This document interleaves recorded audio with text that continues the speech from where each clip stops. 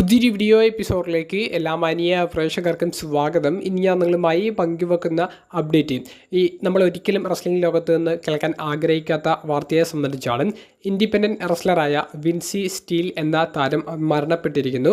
ഒരു റെസ്ലിംഗ് മത്സരത്തിന് ഇടെ ഹൃദയാഘാതം നേരിടേണ്ടി വന്നതും തുടർന്ന് അദ്ദേഹത്തെ ഹോസ്പിറ്റലിലേക്ക് മാറ്റിയെന്നുണ്ടെങ്കിലും അദ്ദേഹം മരണപ്പെടുകയാണ് ചെയ്തത്. അദ്ദേഹം മരണപ്പെടുന്ന സമയത്ത് അദ്ദേഹത്തിൻ്റെ പ്രായം 40 വയസ്സ് മാത്രമായിരുന്നു. വിൻസി സ്റ്റീൽ 2004 മുതൽ പ്രൊഫഷണൽ റെസ്ലിംഗിൽ ആക്റ്റീവായിരുന്നു. ഇൻഡിപെൻഡൻറ്റ് സർക്യൂട്ടുകളിൽ അദ്ദേഹം വളരെ പ്രശസ്തരായ ഒരു പവർ ഹൗസ് റെസ്ലറായിരുന്നു.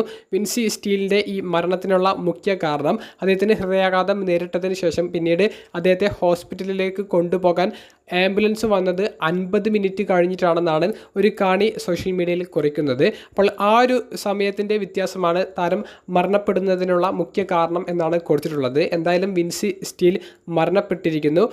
റെസ്ലിംഗ് ലോകത്ത് നിന്ന് നമ്മൾ ഒരിക്കലും കേൾക്കാൻ ആഗ്രഹിക്കാത്ത വാർത്ത ഇന്ന് നമ്മളെ തേടി വരുന്ന ഒരു അപ്ഡേറ്റ് ആണ് പങ്കുവെക്കാനുള്ളത്. രണ്ടാമത്തേത് നാളെ നടക്കാൻ പോകുന്ന റോ എപ്പിസോഡിൻ്റെ പ്രിവ്യൂ ആണ്. നാളത്തെ റോ എപ്പിസോഡിലേക്ക് കിടിലൻ സെഗ്മെൻറ്റുകളും മത്സരങ്ങളും കൺഫേം ചെയ്തിട്ടുണ്ട്. അതിൽ ആദ്യത്തേത് പെൻഡ വേഴ്സസ് ലുഡ്വിഗ് കൈസർ തമ്മിലുള്ള ഒരു നോ ഹോൾസ് ബാരഡ് മത്സരം കൺഫേം ചെയ്തിട്ടുണ്ട്. അതുപോലെ തന്നെ ഡക്കോട്ട കായ് വേഴ്സസ് ഐവി നൈൽ തമ്മിലുള്ള ഒരു സിംഗിൾസ് മത്സരം വുമൻസ് ഡിവിഷനിൽ നിന്ന് കൺഫേം ചെയ്തിട്ടുണ്ട്. കൂടാതെ ഇന്റർ കോണ്ടിനെൻ്റൽ ചാമ്പ്യൻഷിപ്പ് മത്സരത്തിൽ ബ്രോൺ ബ്രേക്കർ എന്ന ചാമ്പ്യൻ ഫിൻ ബാലറിനെതിരെ ടൈറ്റിൽ ഡിഫെൻഡ് ചെയ്യുന്ന ചാമ്പ്യൻഷിപ്പ് മത്സരം കൺഫേം ചെയ്തിട്ടുണ്ട്. കൂടാതെ J Uso versus Austin theory തമ്മിലുള്ള സിംഗിൾസ് മത്സരവും കൺഫേം ചെയ്തിട്ടുണ്ട്.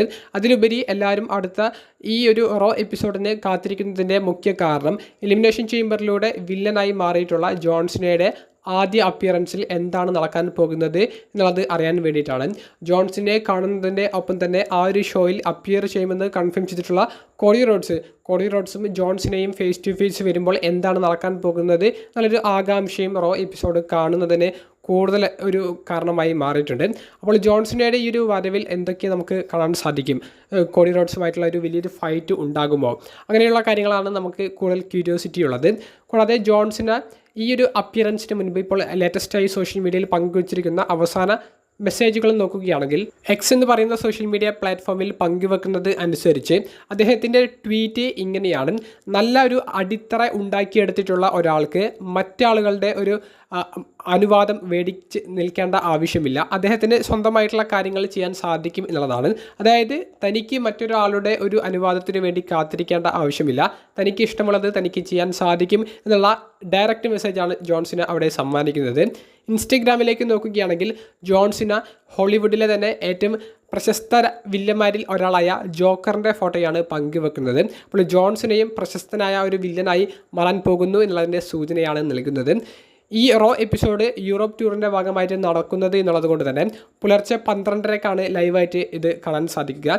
രാവിലെ റിപ്പീറ്റ് ഷോകൾ ഉണ്ടായിരിക്കും, പക്ഷേ ലൈവ് 12:30 മുതലാണ് നമുക്ക് കാണാൻ സാധിക്കുക. അതായത് ചൊവ്വാഴ്ച പുലർച്ചെ 12:30 മുതൽ.